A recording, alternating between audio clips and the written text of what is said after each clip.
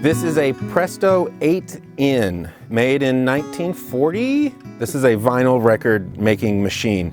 This was specifically made when records were being cut direct to disc. It basically allows me to take a signal from my recording setup, and that etches the sound into the disc.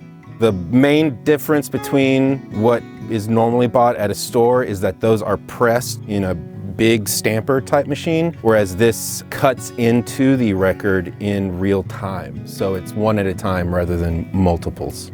This is just one of the 7-inch versions that I have. So then we just put her down like that, give it a clean. I just put this on. It's very heavy. This goes down.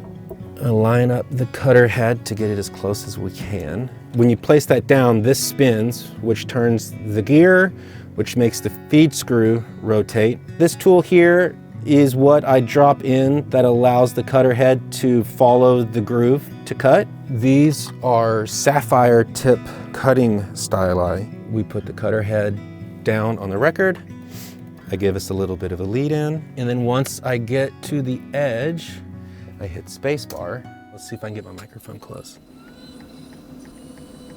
You mentioned before that each individual record has its own characteristic. Yeah, it can.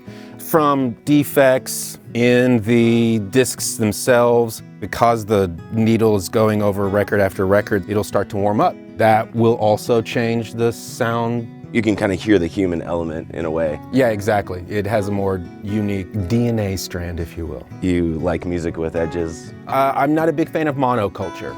When everything begins to sound the same, I begin to tune out. This is another opportunity for creative manipulation. Totally. I could easily find 8,000 plugins that create some kind of saturation to the sound so that it sounds distorted or messed up. Or I could just cut to a record and then play that back into the session. All right, so now that we've cut the song, we need to actually make sure it plays and sounds good. If a lathe cut record plays on this, it'll play on anything, because this is known to be a giant piece of crap. So not only am I having to listen to the song in its entirety when I am cutting it, but then I'm listening to it yet again whenever I am checking that the cut did well.